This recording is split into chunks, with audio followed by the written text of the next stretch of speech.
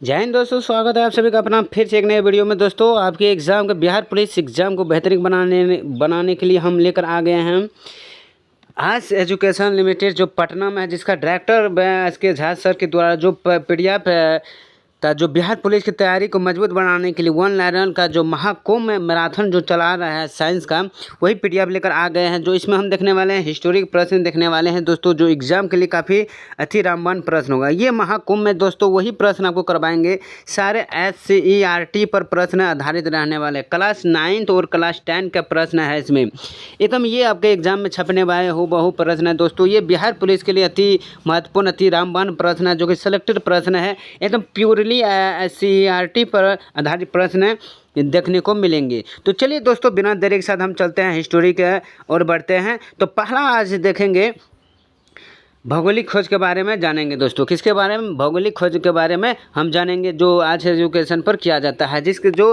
Batch Chandra sir के द्वारा जो बुक लेबर से तैयारी करवाते हैं। तो चलिए चलते हैं, पहला प्रश्न की ओर बढ़ते हैं। ये क्लास 9 का रहने वाला है दोस्तों। जो आप जो 9 क्लास के पढ़े हैं हूबहू प्रश्न यही पूछने वाला, क्योंकि सिलेबस ही बदल दिया है 9th और 10th पर, इसीलिए हम 9th 10th का पीडीएफ लेकर आ गए हैं, जो आपके एग्जाम के लिए अति महत्वपूर्ण हो रहने वाले हैं।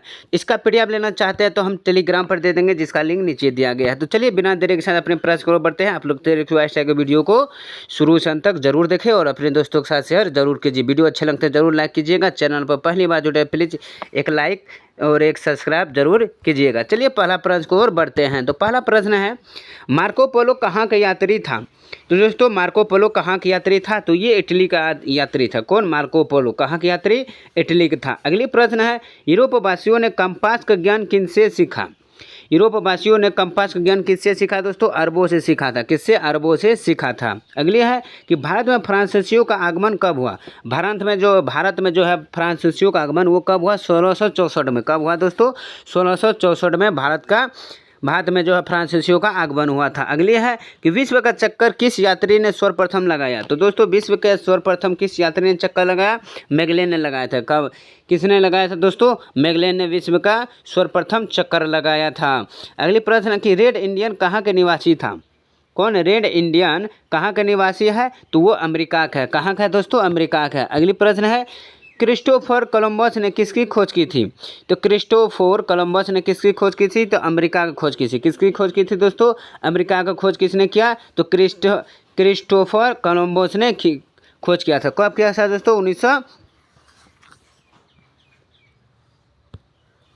खोज किया था। अगले प्रश्न है कि अमेरिकी आप चल देते हैं चैप्टर 2 का चलते हैं, अमेरिकी स्वतंत्रता संग्राम। ये चैप्टर 2 का है दोस्तों, 9 क्लास का है।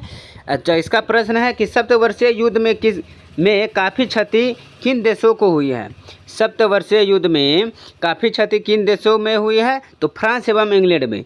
कब? फ्रांस और इंग्लैंड में। दोस्तों ये सप्तवर्षीय युद्ध जो है ये कितने, देखो सप्तवर्षीय युद्ध का मतलब हुआ जो कि 7 वर्षों तक लगातार युद्ध हुआ था। कितने वर्षों तक? 7 वर्षों तक। ये कब हुआ था सप्तवर्षीय युद्ध? ये जो हुआ था दोस्तों 1756 से लेकर 1763 तक। कब? 1756 से लेकर 1763 तक सप्तवर्षीय युद्ध हुआ था। तो किसके बीच? फ्रांस और इंग्लैंड के में जो है काफ़ी क्षति हुई थी। तो चलिए अगली प्रश्न को बढ़ते हैं। बोस्टन चायपत्ती की घटना कब घटी? तो बोस्टन चायपत्ती घटना 1773 ईस्वी में घटी थी। कब हुआ घटी थी बोस्टन चायपत्ती घटना? तो 1773 ईस्वी में हुई थी। अगली प्रश्न है कि विश्व का प्रथम लिखित संविधान किस संविधान में लागू किया गया था? तो दोस्तों विश्व में जो सर्वप्रथम लिखित संविधान जब भी आता है तो वो किस देश में लागू हुआ? तो वो अमेरिका देश में। तो दोस्तों वैसे भी मेरा भारत भी है जो लिखित संविधान देश है। अगली प्रश्न कि अमेरिका का प्रथम राष्ट्रपति कौन था? तो अमेरिका का जो प्रथम राष्ट्रपति है वो जॉर्ज वाशिंगटन है। दोस्तों एकदम सेम टू सेम आप लोग पढ़े होंगे तो याद जरूर होते होंगे कि ये सारा कुछ एकदम 9th क्लास का प्रश्न है, क्योंकि सिलेबस ही 9th का है। अगली है कि अमेरिका का संविधान कब लागू हुआ? तो दोस्तों अमेरिका का संविधान 1789 ईस्वी को लागू हुआ था। कब हुआ था अमेरिका का संविधान? 1789 को। दोस्तों यही 1789 में और एक ठो युद्ध हुआ था। कौन हुआ था? रूस की क्रांति। कब हुआ था दोस्तों? तो रूस का क्रांति जो हुआ दोस्तों ये 1789 में हुआ था। अगले प्रश्न की ओर बढ़ते हैं।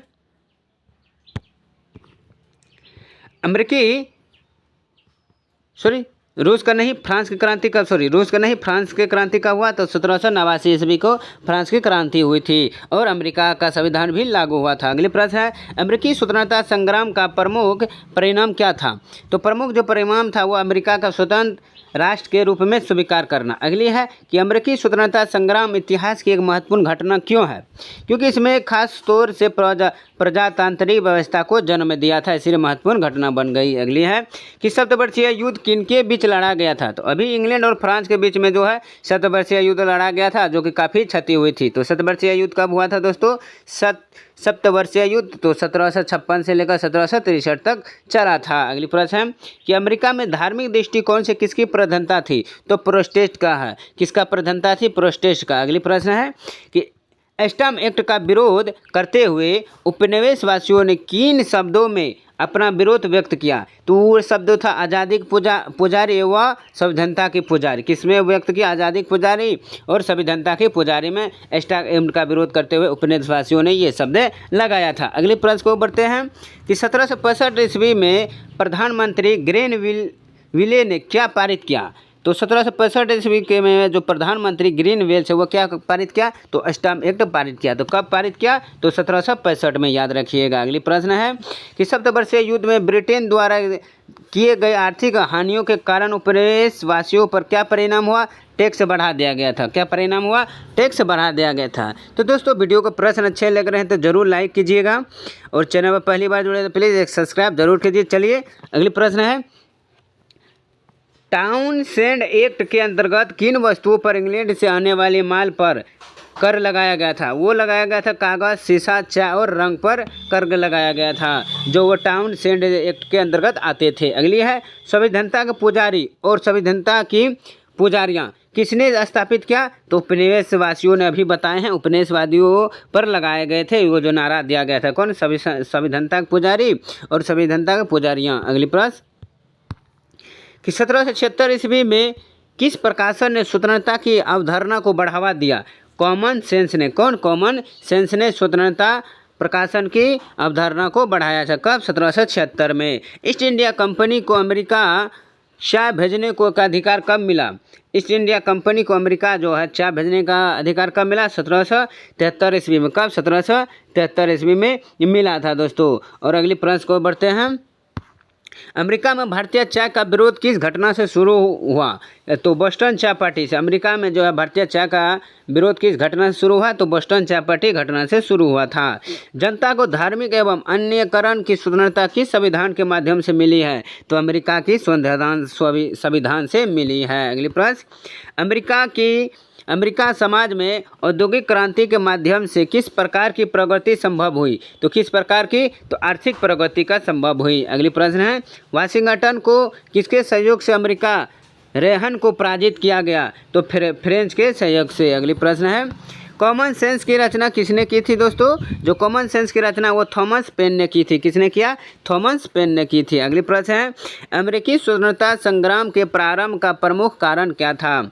अमेरिकी स्वतंत्रता संग्राम के प्रारंभ का प्रमुख कारण वो था यूरोपीय देशों के बीच व्यापार की प्रतिस्पर्धा। यूरोपीय देशों के बीच व्यापार की प्रतिस्पर्धा। अगली है, कोलंबस ने अमेरिका की खोज कब की थी? तो देखो, कोलंबस द्वारा पूरे अमेरिका के विश्व का चक्कर लगाया था, तो वही कोलंबस ने अमेरिका की खोज कब किया था दोस्तों? तो इसका जो राइट आंसर है 1492 ईस्वी में। कब? 1492 ईस्वी में, याद रखिएगा। अगली कि क्या कारण था कि इंग्लैंड धीरे धीरे व्यापार का केंद्र बन गया? काफ़ी महत्वपूर्ण प्रश्न है दोस्तों। तो क्या कारण था कि इंग्लैंड धीरे धीरे व्यापार का केंद्र बन गया? तो वैश्विक व्यापार की आवश्यकता है। कौन? वैश्विक व्यापार की आवश्यकता। अगली है, अमेरिकी स्वतंत्रता संग्राम की दिशा किसने प्रभावित की थी?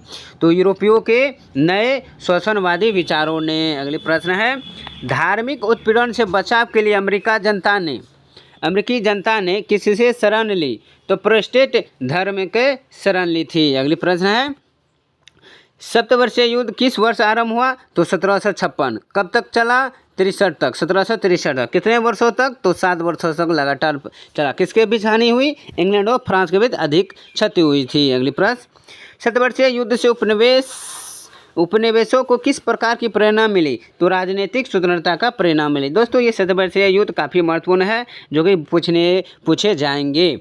अगली प्रश्न, कि उपनिवेशों पर ग्रेट ब्रिटेन के नियंत्रण का मुख्य कारण क्या था? तो व्यापारिक लाभ था। अगली प्रश्न, 1767 ईस्वी में ब्रिटिश संसद ने किस वस्तु पर उपभोग कर लगाया था?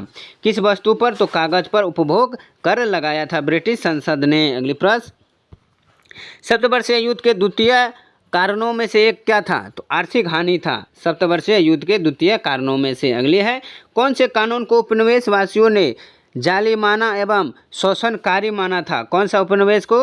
जो स्टाम्प एक्ट। अगली प्रश्न, स्वतंत्रता आंदोलन में लेखकों एवं पत्रकारों की क्या भूमिका थी? स्वतंत्रता आंदोलन में लेखक और पत्रकारों की क्या भूमिका थी? तो प्रचार प्रसार करना ये महत्वपूर्ण भूमिका थी। अगली, कि बोस्टन चायपत्ती घटना किस वर्ष हुई? ये बोस्टन चायपत्ती घटना कब हुई थी दोस्तों? तो ये इसका आंसर आप लोग बताइए कि इसमें इसको क्या कहते हैं। ठीक। अगली प्रश्न, हिंडसाइट से अमेरिकी उपनिवेशिक विरोध का मुख्य कारण क्या था? हिंडसाइट से अमेरिकी उपनिवेशिक विरोध का मुख्य कारण क्या था? तो वो कराधान था। क्या था दोस्तों? कराधान था। अगली, ईस्ट इंडिया कंपनी का अधिकार किस वस्तु पर था? तो चाय पर था। किस पर था? चाय पर था। अगली, बोस्टन चायपत्ती का मुख्य उद्देश्य क्या था? तो बोस्टन चायपत्ती का मुख्य उद्देश्य ब्रिटिश चाय के आंतरिक कर का विरोध करना, इसीलिए बोस्टन चायपत्ती का मुख्य उद्देश्य था। अगली है, कब 13 उपनिवेशों का प्रतिनिधि फिलाडेल्फिया में एक महासभा में किया गया? तो सितंबर 1774 में। कब? सितंबर 1774 में जो है 13 उपनिवेशों को प्रतिनिधित्व मिला था। अगली प्रश्न, अमेरिकी स्वतंत्रता की घोषणा की तैयारी किसके द्वारा की गई थी? अमेरिकी स्वतंत्रता की घोषणा की तैयारी किसके द्वारा की गई थी? थॉमस जेफरसन के द्वारा। अगली प्रश्न, कौन सी घटना ने अमेरिकी क्रांति के विस्फोट को भड़काया? कौन सी घटना अमेरिकी क्रांति के विस्फोट को भड़काया? तो बोस्टन टी पार्टी, बोस्टन की चाय पार्टी। अगली प्रश्न, फिलाडेल्फिया में महासभा का निर्णय क्या था? तो महासभा का निर्णय क्या था? तो ब्रिटिश कानूनों का बहिष्कार करना। अमेरिकी गणविधान को किस सिद्धांत पर आधारित माना गया है? तो शांतिपूर्ण सहयोग सिद्धांत पर माना गया है। अगली है, किसे शांति का पुजारी की संज्ञा दी गई है? तो किसे शांति के पुजारी की संज्ञा दी गई है? काफ़ी महत्वपूर्ण है, मोंटेस्क्यू को शांति का पुजारी की संज्ञा दी गई है। अगली प्रश्न है, किस वर्ष अमेरिकी संविधान लागू हुआ? तो 1789 में अमेरिकी संविधान लागू हुआ और फ्रांस का भी क्रांति हुई इसी दिन। कौन? 1789 को। अगली प्रश्न है दोस्तों, अमेरिकी समाज में किसका उदय औद्योगिक क्रांति से हुआ? तो नई कार्य संस्कृति का उदय हुआ था। तो चलिए दोस्तों, यही तक आज के लिए, जो कि 50 प्रश्न करवाए हैं, ये हिस्ट्री समय दी थे। इससे आगे आपका लेकर आएंगे फिर एक नए वीडियो में। आज के लिए बस इतना ही। अगर प्रश्न अच्छे लगे तो ज़रूर लाइक कीजिएगा और चैनल पर पहली बार आए तो सब्सक्राइब करना ना भूलें। दोस्तों, थोड़ा से प्रश्न करवाएंगे आपका 7 एग्ज़ाम चालू है, सारे प्रश्न हम 750 प्रश्न जो है वो सारे करवा देंगे। तो दोस्तों, आप लोग रिवाइजिंग वीडियो को करते रहिएगा। चलिए आज के लिए इतना ही, फिर मिलता हूँ अगली वीडियो के साथ। तब तक ले धन्यवाद। जय हिंद।